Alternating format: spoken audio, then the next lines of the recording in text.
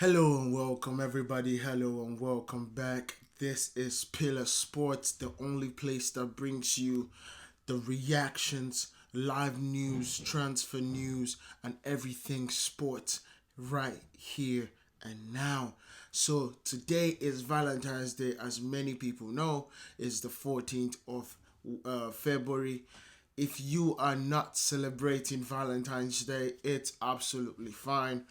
You absolutely love someone, you go tell the person you love them. It's not all about couples today. If you care about all your friends or whatever it is, make sure they know that you care about them and you love them today. So let's start with Manchester United news. This is coming from Fabrizio Romano. Fabrizio Romano says Manchester United have been working on Dan Ashworth's appointment for weeks, and he's always been the top of the target for Ineos. Man United set for a formal approach after initial talks in positive direction, but will depend on Newcastle. So it will depend on Newcastle and Ashworth to discuss about it soon. It basically has been saying that ever since Ineos came and appointed Omar Berrada from Man City, it has been a situation where Dan Ashworth has been their top target. We all thought that Sir Davis Brassford was going to be the top target for the CEO, but it looks like he wants Sir Jim Ratcliffe wants Dave Brassford to be an overseer of everything, including the CEO, and that to me is great news. This is a move to get the best in class in every single scenario. This is a move to get the best in class in every single position in Manchester United, and I'm excited to see this. And then moving forward, we're going to just talk about what Dave Ornstein says here. He says Manchester United make Dan Ashworth top target for the sporting director role.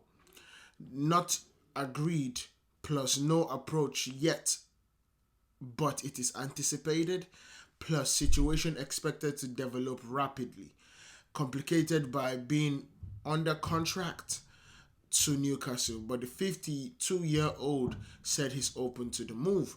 This is amazing. Just like how Fabrizio Romano said, he is open to the move. And the truth and amazing thing about it is, who knows when it would absolutely happen. And I am excited to see this. It is truly magical that Manchester United are truly going for the best in class when it comes to Manchester United, and I'm happy to see that. So, according to Jacobs Ben, of course, we heard this yesterday, but today the news has just dropped that the FA has approved Sir Jim Ratcliffe's stroke Ineos 25% takeover of Manchester United. Yesterday, the news came out that the Premier League board, basically the owners' pact, have agreed and ratified Sir Jim Ratcliffe to join Manchester United as a minority owner, and the ownership structure change. So now we have the Premier League and FA. So Sir Jim Ratcliffe has now been ratified as the new owner or part owner of Manchester United. This was not special. This wasn't something that we did not see coming. It was a foregone decision because, of course, after the announcement in December, Christmas Eve, we were just waiting for the rectification at that point. It was going to happen, and now it has happened. So that is all fair and good for Manchester United. But let's talk about. I want to talk about some things that Dan Ashworth has said about his style. Dan Ashworth has said about his recruitment, especially when he was in Brighton, and also when he was in Crystal Palace. So we're going to talk about Brighton because that's where he made the biggest moves, for my opinion. Let's go and talk about it. Ashworth, on his transfer policy at Brighton, he said, "We have to look at younger players or players from areas that are less fashionable or harder to get to. We are always looking for value for money.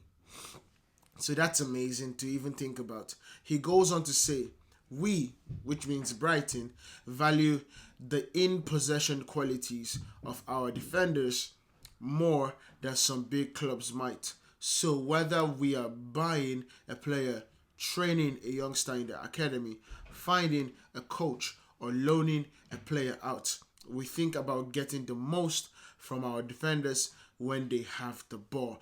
That is truly amazing to think, because it's going to tie in directly to what Erik Ten Hag wants his players to do and wants his defenders to be. Erik Ten Hag has always worked very well. His team has always worked very well with Martinez in the team. Why? Because Martinez is very, very composed on the ball. Martinez can play out of the back without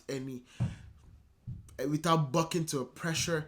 That is also the reason why David De Gea is not at Manchester United now and Andre Onana is at Manchester United, because Erik Ten Hag wants to build out of the back, and as he's building out of the back, he needs defenders to work with him to build out of the back.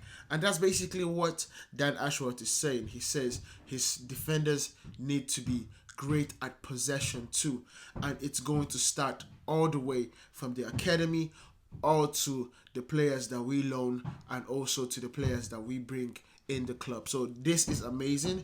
It looks like Sir Jim Ratcliffe and his team are literally getting the people right from start, and this is amazing. This is truly amazing. I'm happy to see this. We go forward and we hear Ashworth on why Brighton moving forward. He said we want the academy recruitment structure, loan planning, medical team, everything set up with the first team performance and results in mind. If you do not do that, you're wasting time, effort, and resources. This is by coach's voice. He basically says in this statement that Brighton want the academy's recruitment structure, loaning plan, medical team, and everything to set up with the mindset of the first team performance. They want the pipeline to be as crystal clear and as structured as the first team recruitment is going. So he's basically just talking about how things will go straight forward without having any problems or without having any miscommunication or situations where there is they're being taught one thing on this end and the other end is being taught another thing. He wants everybody that comes out of the academy, everybody that goes to loans, everybody, even the medical staff, have the same philosophy that goes on in the first team. He goes on, he says, Dan Ashworth on his role at Brighton, when still part of them, he says, my role is to oversee the football side of the club and connect the different departments. I am the center of the wheel connecting 7 football bubbles at the end of its spokes. So that is amazing. This is someone that has run a successful team. It's someone that has run a successful club, basically being the center of everything that happened in Brighton. And we all know how Brighton have been able to keep their success. This is on the back of Dan Ashworth. This is the reason why Newcastle, the moment the new owners came into Newcastle, they went directly to get Dan Ashworth. So, in that sense and in that breath, this is amazing to see that Dan Ashworth could be coming to Manchester United. So there's so many other things that he said. He went on to talk about Dan Ashworth working on the England's World Cup 2018 campaign. He said the first thing we did was lower the age of the squad.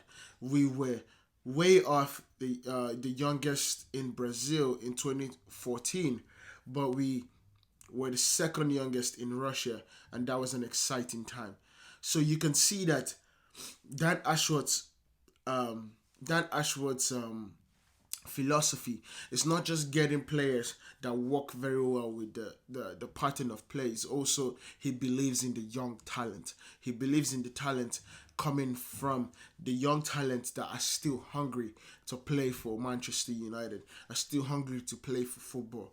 Not the talents that are looking for their final payday. They're looking for their final big payday. So this is truly amazing to see from Dan Ashworth. This is amazing to see.